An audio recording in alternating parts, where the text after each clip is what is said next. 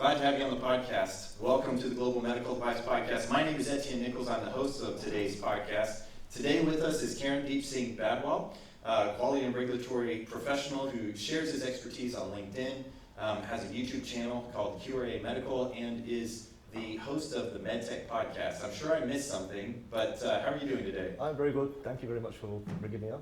Thank you for being here with us.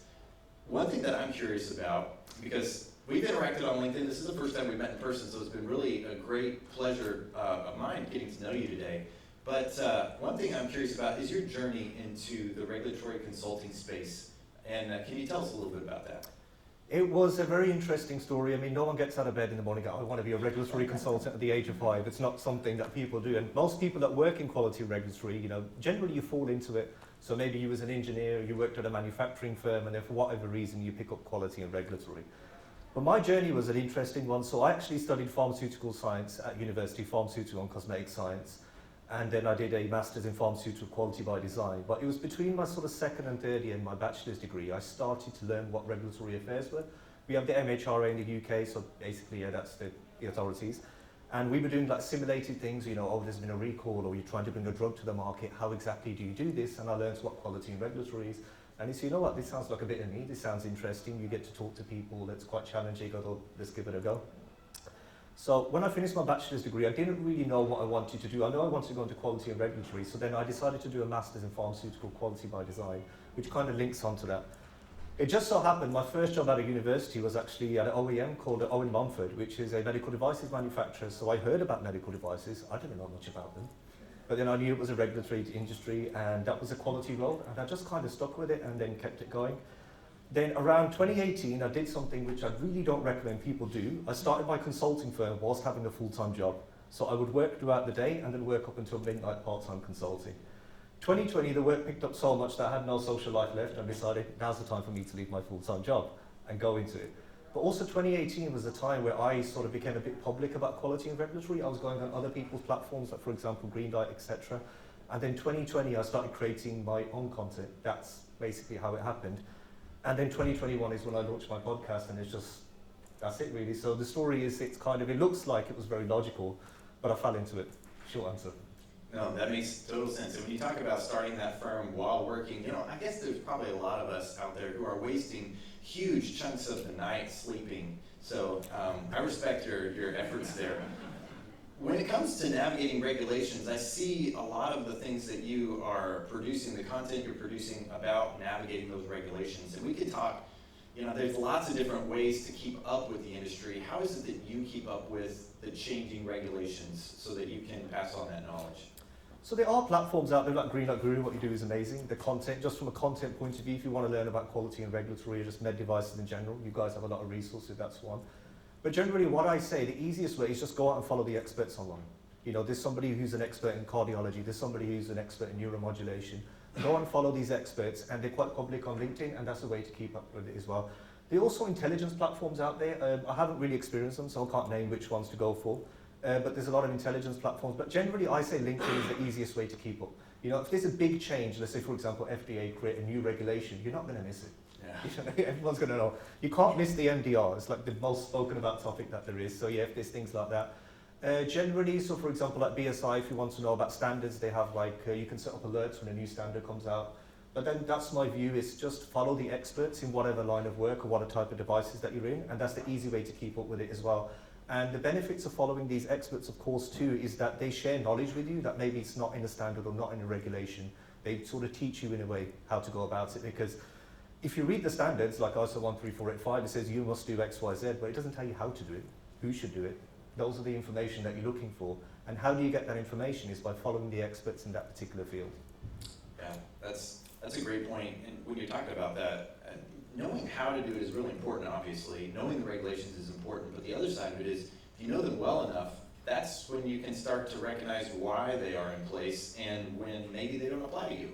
Can you talk a little bit about the gray areas that people, maybe they assume that they have to have an SOP on X, Y, Z, but maybe they're a company that doesn't need that? Yeah, prime example of that is software medical devices. You don't need a production procedure. They think production, we're creating the software, but production is your general traditional medical device manufacturers as well. And there's also clauses in the standard as well which don't apply. And Martin, I don't know if he's here, we were talking about it earlier. There's a clause called rework. Now, generally, rework is when you have a physical device and you bring it back, maybe it's damaged out in the field and you bring it back, you do some work. Rework is not patching your software or fixing a bug in it. That's bug fixing, so that's one that's not applicable as well. You don't need a cleaning because you can't clean software, it's just not possible. You can clean a physical device, but you can't wipe down a computer screen and say, here, I've cleaned it. So that's another one as well. So generally with software medical device manufacturers, there's certain procedures that you don't need. And actually, going slightly off topic on that one procedure I recommend everybody should have, and the standard doesn't tell you to do this and the regulations don't tell you to do this, is an unannounced audit procedure. The reason I say that is when the regulators knock on your door, anybody can answer that door. Unless say you've got somebody from HR, they don't know what quality and regulatory is, how would they know what to do? That is the purpose of that procedure. So again, there's also procedures out there that are not necessarily a requirement, but are highly recommended and you should have them. But you only know that, again, by following experts in the field that will tell you these things. I'll piggyback off that a little bit because I was talking to Martin, since you already brought him up. There he is. I was talking to him a little bit about what his favorite audit is, and he told me that it's unannounced audit. So it turns out that's pretty popular. I can recommend having it makes sense having a procedure for that. Speaking of digital health and AI, as you mentioned, how do you see that transforming healthcare? I know you talk to, my audience is typically we talk to quality and regulatory professionals, but you talk to a lot outside of even that space and maybe the people who are changing the technology itself. How do you see digital health and AI transforming healthcare? So first of all, I say this, and some people in the room agree with me. I know we're talking about Martin again. This is another conversation we had. We'll find somebody on this side to pick on at some point. AI is a loose term. You know, there's companies out there who claim to be AI, and it could be the most basic algorithm that a 3-year-old child could write. So again, it's a very loose term, but it sounds sexy to investors, and that's the reason companies say that. But in terms of how it's changing the industry, it's like, you know, some people think that digital health and AI is taking away jobs. Not at this current moment in time. They're supporting you. You still need the physician at the other end. You still need the expert to sit there and make that decision. They're decision support tools. And a prime example is that radiology. There's a lot happening in radiology in the AI space. But how it's actually going to change is in terms of digital health or AI or the future of medical devices. We are moving now towards more a proactive approach rather than a reactive approach. So another example I can give you in quality management systems, everybody knows the CAPA process. There's tons of corrective actions, but they're not doing preventive actions. They're waiting until something goes wrong and then doing something about it. What I think with digital health and AI is these algorithms are getting more and more smart and maybe seeing something that the naked eye can't see, or maybe spotting details that a human being maybe can't see. I think what's going to happen now is they're going to start predicting risks, maybe risk scores for certain diseases, or maybe there's precursors that, you know, you may fall ill in 10 years, or maybe there's a higher risk so you can do something about it. And that's technology I'm already seeing out in the field now, more a proactive approach. And forgive me for this, there's a clinical study actually happening in the UK at the moment, I forgot the name of it, and it's currently got 1 million people signed up to it, I'm signed up to it as well, where it uses your data to predict your risk of certain diseases, and if it believes that you're at a certain risk for a certain disease, your doctor will call you early on and then start some treatments or maybe give you some preventive measures. And I think that's what's going to be happening around the world. I'll just throw out a website, because I interviewed someone recently. His name is Daniel Kraft. He's a physician from Harvard who has put together basically a database of wearable technology, and it's really for the doctors to be aware of it, but digital.health, if you're interested in knowing a little bit more about that wearable health, that's one place you can look at, digital.health. And we'll put links in the show notes as we mention things. But the flip side of AI, we talked about the products. What about as it applies to a quality and regulatory professional? Are there tools that you can see or ways of using this technology that can help you with your workflow that you've seen? Certainly so. I mean, you could use ChatGPT to help you with your procedures, by all means, but it won't be a very good procedure. But again, it's going to be assistance tools. So for example, how I use ChatGPT or AI, I might write a procedure, but then I go to ChatGPT and say, you know, can you dumb this down for me or make it a bit more smart? Can you write it in a certain language that somebody can understand it? So again, these are support tools. This is something I've already written and then I'm just approving it. So I think that's what it is with AI tools as well. Another one of AI, of course, is in post-market surveillance. You know, if an AI algorithm learns the kind of things that you're looking for, it can then do that post-market surveillance for you. So you don't have to physically go out and do it. It can actually see what's happening out on the market as well. And in terms of AI as a quality and reg professional as well, it's like regulating it. That's a pain. How do you regulate something that's constantly changing? But my view on it is all to do with the intended use. As long as you're not altering the intended use, then the regulatory position is not a problem. If it's just learning, that's what it is. But I think that's what it's going to come down to, especially from a regulatory perspective. How do we do that? Now in Europe, they come up with the AI Act, where they're going to start regulating AI. Now that's possibly going to start feeding into the medical device world, and I feel as though I can see a new standard coming out that's going to be talking about regulating AI in medical devices. I'm not going to say anything, but I heard that something like that might be coming out soon, so yeah, watch out for that. Well, and I'll just throw on from the US side that there's been an executive order just the last 2 weeks, I think it was, that regulated pretty heavily is going to influence the US's approach to AI. So if you want to check that out, we can talk about that at some point. But one of the other things I was going to mention is you made me remember that we just put out a report. I think we interviewed 250-ish, don't quote me on that, MedTech professionals, so we'll put a link to that as well, but the report is called AI in MedTech, and so it's purely interviewed from quality and regulatory professionals and their approach to AI and how it's being used right now. So if you're interested in that, feel free to check that out as well. There are a lot of things changing in MedTech. 2023, maybe it's always this way, and I just haven't realized it, but I've just seen so much this year. I didn't really consider MDR to be new, but there was the proposed, the changing deadlines. There was QMSR in the US, there was cybersecurity, AI, obviously, a lot of different things that are coming. Are there any new regulations or things that we should be aware of that you kind of see on the horizon? Yes, so this is an interesting one. Hands up here, who thinks the UK has their own medical device regulation? Oh, that's scary. So basically, people are confused. The reason I say, so there's something called the UK MDR 2002, which is the UK regulation for medical devices, but it's just the old EU Medical Device Directive. But a lot of people get confused with that. So the reason I was talking about that is, it seems like there's going to be some sort of regulation coming out in the UK. In terms of what that looks like, no one is sure. It was supposed to come out in 2023, now they delayed it to 2024. It seems like the most logical solution, of course, will be that the UK just follows the EU MDR, but that's something interesting to watch at the moment in terms of what's going to be coming out as well. And the AI Act, as I talked about earlier as well, they're going to start talking about regulating AI, so there might be a crossover, the AI that you use in your medical device and the AI Act and how you go about managing that. So I think those two things are the ones to be watching out for as well. And of course, Unimed is a mess at the moment, but then hopefully we'll see it up and running soon. Yeah, okay, very cool. What are some other, do you have any pieces of advice if we're talking to maybe someone who's a quality or regulatory professional who's considering going to consulting? You said maybe you don't recommend it the way you did it, but are there ways you recommend doing it?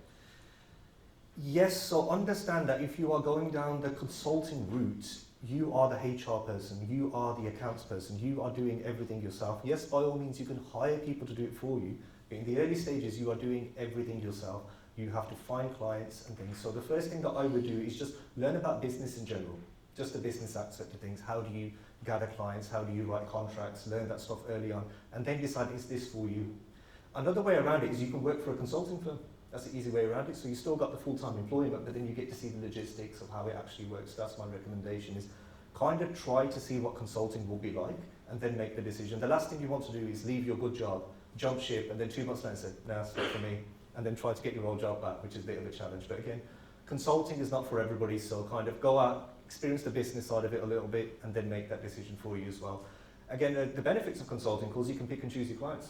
You can pick and choose the devices that you work with, so you get the diversity of it. The downside of that is now, let's just say you're a cardiology expert, you've got to know everything now. You've got to know about neuromodulation, you've got to know about software, you've got to know about AI, you've got to know about all these different types of devices that you're working with. So just bear that in mind. And again, another way to prepare yourself consulting is learn about other devices. Now, by all means, be a cardiology expert or a neuromodulation expert, but would there be enough work in that sector to keep you going? Chances are you're probably going to do that. So again, I work in software medical devices and AI, but I still work in traditional devices, because that's the majority of what devices are.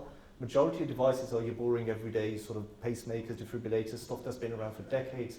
Software and AI, yes, by all means, I specialize in it, but it's not enough to keep me going, because most of the devices out there are your regular everyday devices.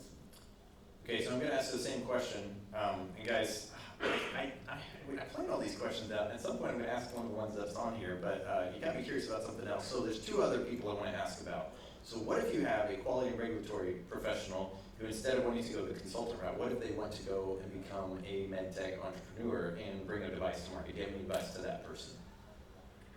So generally, the way around that, if you want to become a medtech entrepreneur, of course, is to look at other medtech entrepreneurs. How do they go about it? How do they go about raising funding, seed capital? And the best way of doing that is by going to conferences. There's a lot of conferences out there for investors, etc. LSI is one, you know, and Green Light Guru was there. I was there in Barcelona as well. So then you can then start talking to other medtech entrepreneurs and see what it's like. The podcast, you've had medtech entrepreneurs on yours, I've had it on mine. Learn what they do. And again, with the medtech entrepreneur, and it goes back to what I was doing, not sleeping. MedTech entrepreneurs, it's a very, very long process to be a MedTech entrepreneur. You've got to learn about business, you've got to raise capital, there's going to be a lot of sleepless nights, and if you ever listen to my podcast, most of the MedTech entrepreneurs are very honest and say, you will be miserable.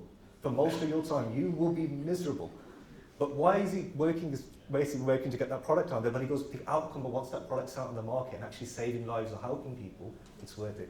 Because 3-4 years of pain is absolutely worth it. So in terms of becoming a MedTech entrepreneur, can you work sleepless nights? I think that's what it is. Can you work sleepless nights? Can you work very long hours? Can you live with the fact there's probably only like a 1% chance that you will succeed? Can you live with those things? Then if the answer is yes, go out and become a MedTech entrepreneur. Okay, so we'll ask one more, but before I ask it, because I want it to be really important, and we're going to get the video snippet of that. And so to do that, I want you to flip this around. If someone sees true quality and sees that upside down, I didn't realize. questions. There we are. Sorry, that was my fault.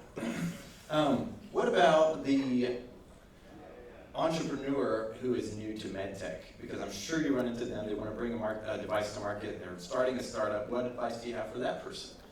I work with people like that. It's not pleasant. It's a record here. I won't say any names.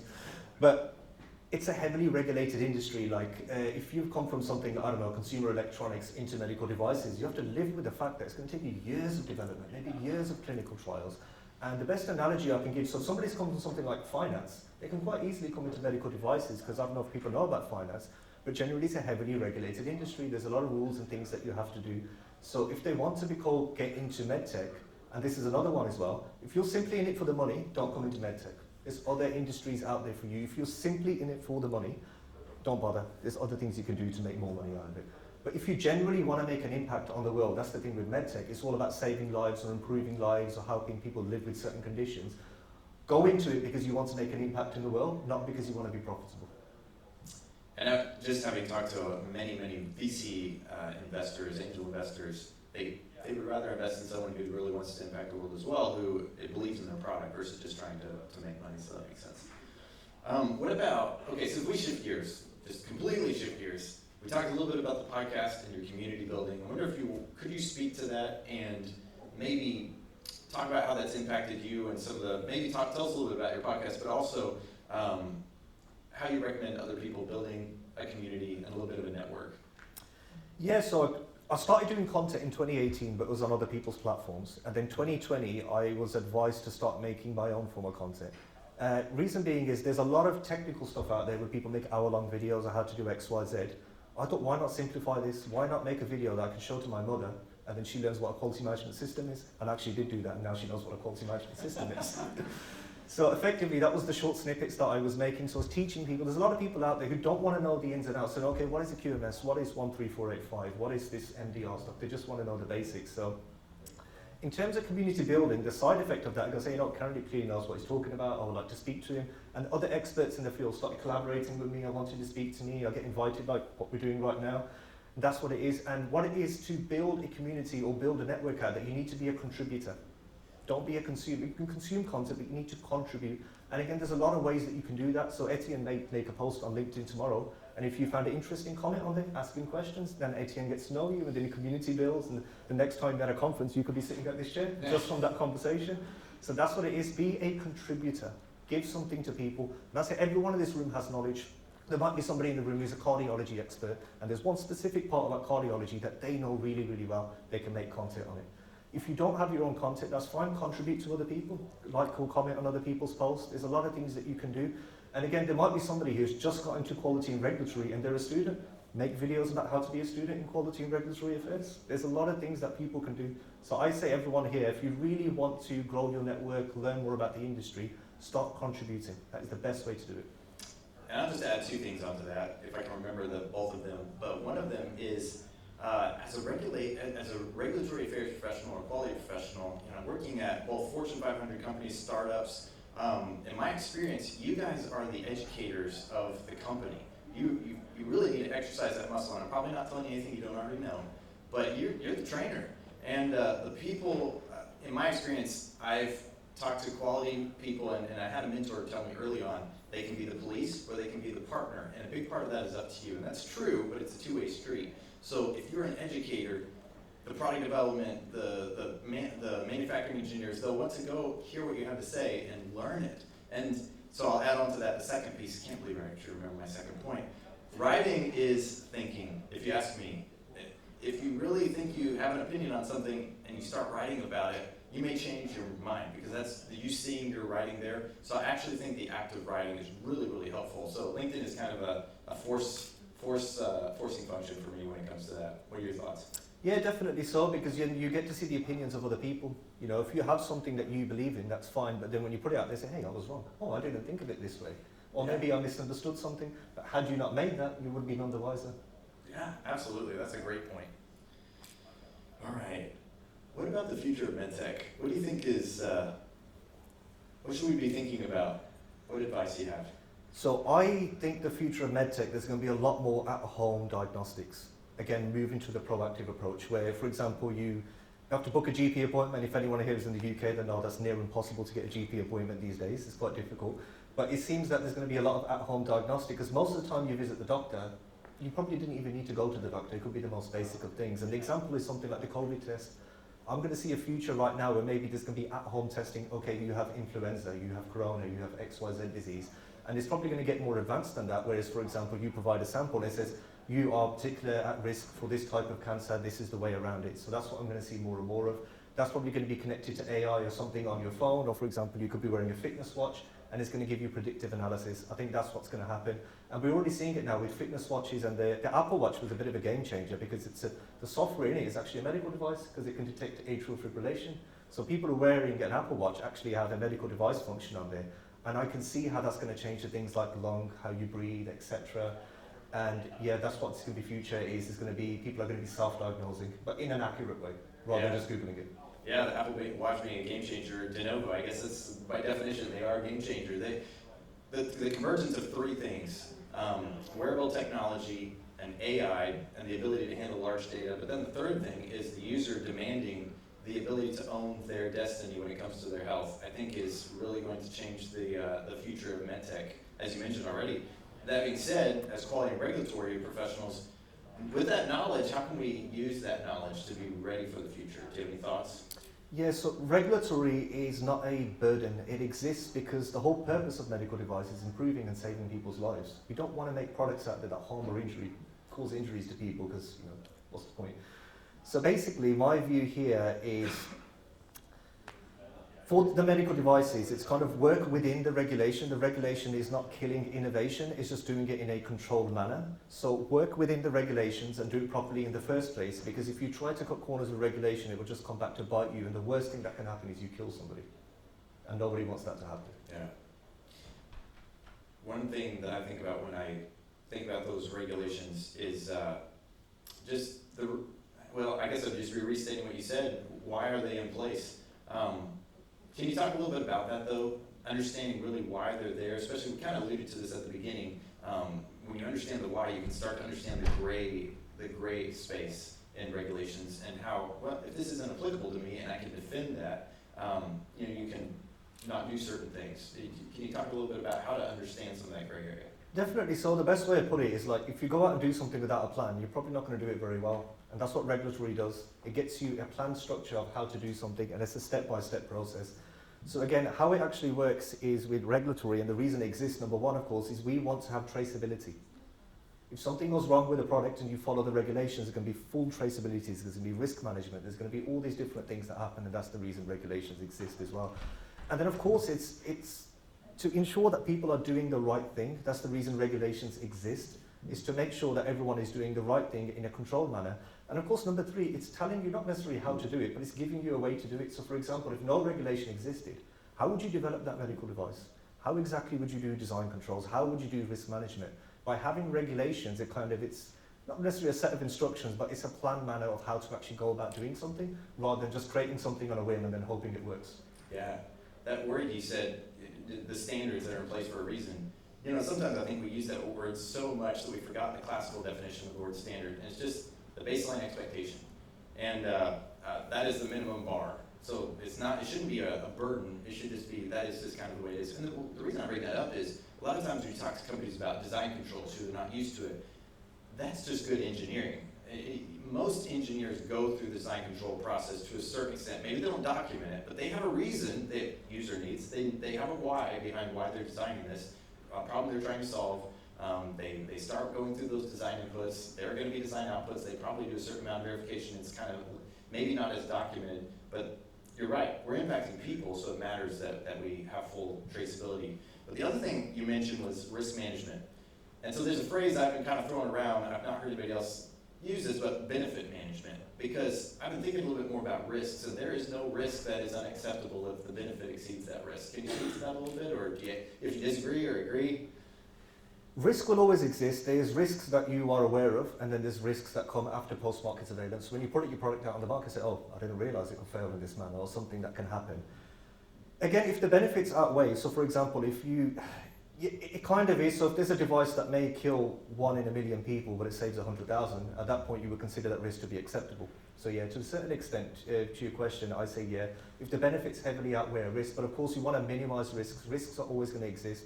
In some cases, we can't even completely remove a risk, or we think that we've completely removed a risk, and then as a result of removing that risk, you've now created a new one. So that's another thing to look out for as well. Yeah. Risk mitigation itself could actually introduce new risks that you otherwise didn't think of. So be careful of what actions you're taking to reduce that risk. We keep going on and on and on, but I want to hear if you have any questions from the audience. Any questions out there? I think we covered it all.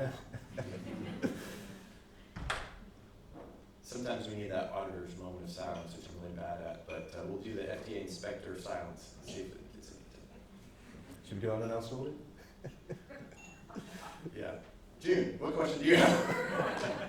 Give us a question. Just ask something. Hello. I work with all sorts of little startups out of the UK, but I live in Germany, happily. And several of the things that come up across all of these little startups, people don't see the value in quality at the beginning. Because there's so much that has to be done at the beginning, apart from getting money, to establish a platform, some sort of platform. Any bloody platform will do in some cases. So how do you get that mindset to be changed around from why do we need this to without creating a learning platform? How do you do that? How do you draw people rather than hit the whip? You make them want to do it, of course. If you force somebody to do something, like if you take a horse to water, you can't force it to drink the water. If it wants to drink the water, it will drink the water. And the way that you do that is through education. So generally, if I'm picking up a client or they think, why do we need quality and regulatory, I usually have a half-an-hour presentation with them where I talk about the benefits of quality. I don't sit there and say, you must do this, an MD Article 10, and they don't care about that stuff. I talk about the benefits to them. Oh, you have a preventive action, it stops your product going out harming people. Oh, great, so that's the reason we have CAPAs. If you do proper risk management, oh, here's the Philips recall, which goes into the billions. This is what happens when your device goes wrong, but if you have proper quality. So always talk in terms of their benefits, rather than saying this is something you must do. Okay, Casper has a question up here in the very middle of the audience. Thank you very much. I have a question. If you could take, like, from the top of your head any product that you can think about, let's assume that you are starting the cooperation with a startup, and what type of markets you would, let's say, promote for them to enter, and on what, let's say, background. Take, let's say, think about any product that you think it would be, let's say, interesting for us to discuss, but what markets they should be entering, and on what, let's say, on what base ground. What should be maybe easiest, what should be maybe most profitable in your opinion, and why? So a prime example, let's take something quite niche. So it's a software medical device, chest X-ray triage for detecting breast cancer. Now, logic dictates that you should go to the regions of the world where breast cancer is most prevalent, or perhaps not detected. So that's one thing about it. But again, it's a question for health economics. So rather than think, oh, I can do a US 510K in 6 months, let's go to the US first. Look at it, where's your product going to make the most impact? Where will people use it, of course? Now again, if you have something that's very, very complex, requires a lot of computing power, you don't want to go to a remote region of the world where people are still running on something like Windows 2000 with the most basic PCs, because your product won't work there. So there's a lot of factors that you think of, but it's where is my product going to have the most impact, and then target that market first. I want to go back just real quick to June's question, not to June. But she mentioned, how do you infuse quality in from the beginning? And I just want to ask the audience, what in your mind, what is the most important part of a quality management system? Any volunteers? It's a trick question. Go ahead.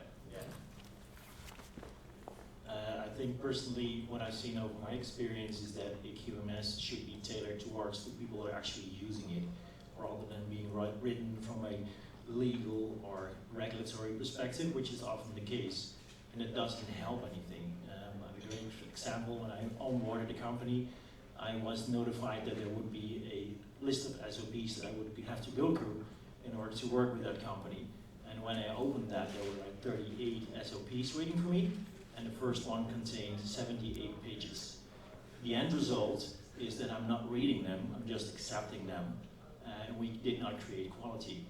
Same, I shared that with the QRI people, and they also admitted that the people in the lab will not go to that SOP that is applicable to them because it's too complicated. So if a system with both also the content of it is written for the people that actually have to work with it, I think that is the main focus of the QMS.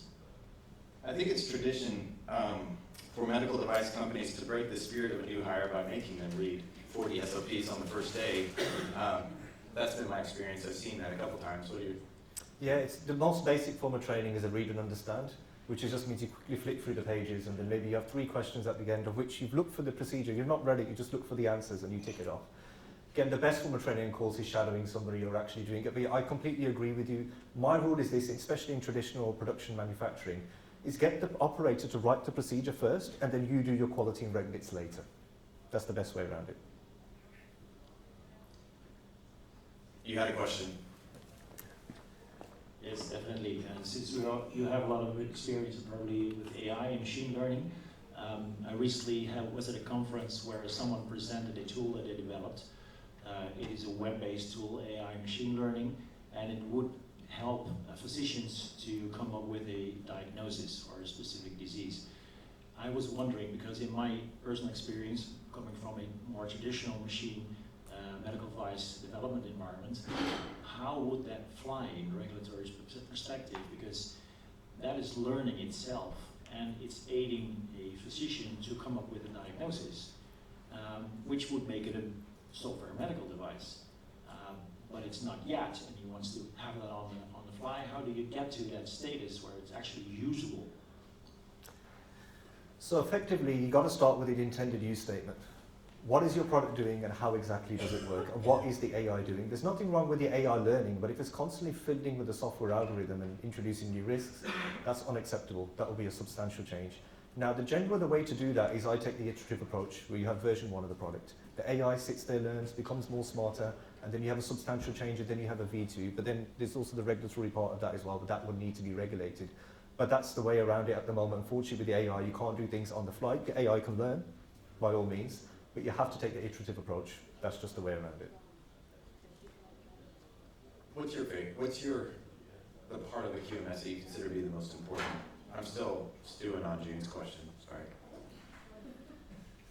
I would say the quality policy, because it shows your commitment as a company to quality and regulatory. That is the thing. I always say this to companies: make sure you have it hanging on somewhere in a frame, maybe somewhere in a coffee room, so people every single day, and even with companies that are software medical devices, if they're using something like SharePoint or anything like that for their file systems, I say put your quality policy on the first page so everyone is forced to look at it every day and realize what their commitments are and the standards that they're working to. Because it's so funny that when I talk to auditors sometimes, they go up to somebody and say, "Where's your quality policy?" And the guy goes, "What's that?" Red flag. Yeah. Counter argument, because I may be convinced on that.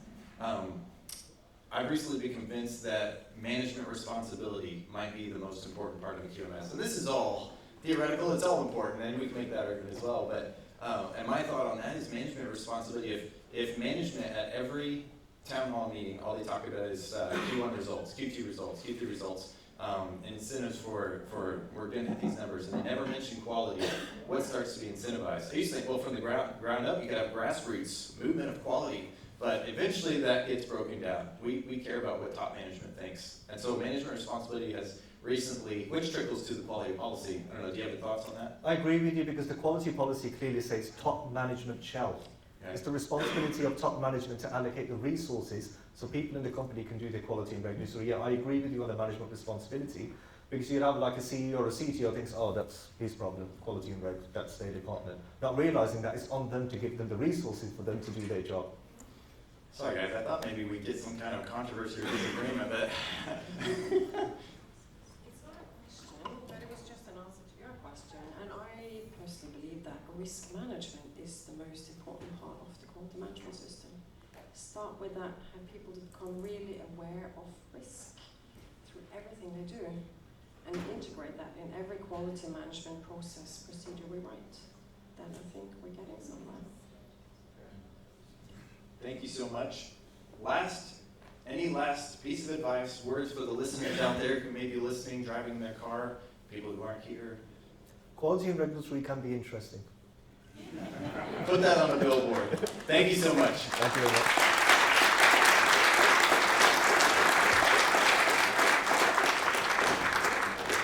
Really appreciate Karandeep's willingness to be here with us today. Thank you all for being with us today. You make this event. So when I see everybody talking, it makes it feel worth it to come however many hundreds of thousands or whatever miles I am away from my 5-year-old, 3-year-old, 1-year-old. So it's good to be with you all today for that reason. So I love that. I want to thank our sponsors as well, Road Quality Systems, Valentium, and